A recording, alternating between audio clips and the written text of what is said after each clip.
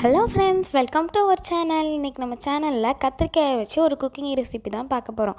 இதை நம்ம ஸ்நாக்ஸாகவும் யூஸ் பண்ணிக்கலாம், இதை நம்ம ஒரு சைடிஷ்ஷாகவும் யூஸ் பண்ணிக்கலாம். நான் கிட்டத்தட்ட இதுக்கு 4 கத்திரிக்காய் எடுத்திருக்கேன். 4 கத்திரிக்காயில் இப்போ ரவுண்டாக நான் கட் பண்ணுற மாதிரி கட் பண்ணிக்கோங்க. ஃபஸ்ட்டு மேலே இருக்கிறத தனியாக நம்ம கட் பண்ணி எடுத்து வச்சிடலாம்.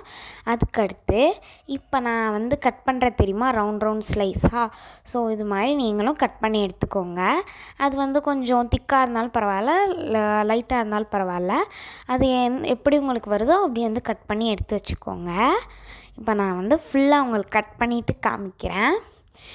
ஓகே, இப்போ கட் பண்ணி முடிச்சாச்சு. இப்போ பார்த்தா உங்களுக்கே தெரியும். நல்லா 4 கத்திரிக்காவும் கட் பண்ணி எடுத்து வச்சுருக்கேன், வாஷ் பண்ணிவிட்டு. இப்போ அது கூட கொஞ்சமாக சில்லி பவுடர், அது உங்களோட ஸ்பைஸ் எவ்வளோ நீங்கள் சேர்த்துக்குவீங்களோ அந்த அளவுக்கு ஆட் பண்ணிக்கோங்க. அது கூட கொஞ்சம் மஞ்சள்தூள், அதுக்கடுத்து நமக்கு தேவையான அளவுக்கு உப்பு, இதை ஆட் பண்ணிவிட்டு இப்போ நான் ஆட் பண்ணுறது ஆப்ஷனல் தான், நீங்கள் வேணும்னு ஆட் பண்ணிக்கலாம். சிக்கன் மசாலா இருக்கும்ல, அது நான் ஆட் பண்ணிக்கிறேன். இதுக்கு கூட கொஞ்சம் எக்ஸ்ட்ரா ஃப்ளேவர்ஸ்க்காக தான் ஆட் பண்ணுறேன். ஓகே, இப்போ இதை ஆட் பண்ணி முடித்த உடனே நம்ம நெக்ஸ்ட்டு இந்த மாதிரி எல்லா மசாலாவும் ஆட் பண்ணிவிட்டு மிக்ஸ் பண்ணணும். ஓகே, இது கூட லைட்டாக கரம் மசாலாவும் ஆட் பண்ணிக்கலாம். ஆட் பண்ணிவிட்டு ஃபுல்லாக மிக்ஸ் பண்ணிடலாம். இப்போ நான் உங்களுக்கு மிக்ஸ் பண்ணிவிட்டு காமிக்கிறேன்.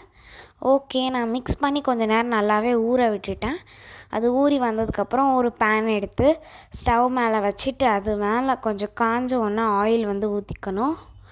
ஓகே, இப்போ ஆயில் ஒரு 2 ஸ்பூன்ஸ் 3 ஸ்பூன்ஸ் அளவுக்கு ஸ்பூன்ஸில் எடுத்து ஊற்றிட்டு அதுக்கு மேலே பிரிஞ்சால் நம்ம கட் பண்ணி வச்சுருக்கோம்ல, அந்த ஸ்லைஸ் எல்லாத்தையும் இப்போ நம்ம இதில் ஆட் பண்ணி நல்லா ஃப்ரை ஆக விட்டுறணும். இது நல்லா ஃப்ரை ஆகிற கேப்பில் நான் நடுவில் பால் பாயில் பண்ணிவிட்டு டீ போட்டு சேர்த்து எடுத்து வச்சுக்கிட்டேன். ஸ்நாக்ஸ் நல்லா பொரிஞ்சு ரெடியாகி வந்துருச்சு. ஓகே ஃப்ரெண்ட்ஸ், அவ்வளோதான். இந்த டிஷ் முடிஞ்சிச்சு. ரொம்ப ஈஸியான டிஷ். நீங்களும் கண்டிப்பாக ட்ரை பண்ணி பாருங்கள். Happy cooking. Thanks for watching. Subscribe for more videos.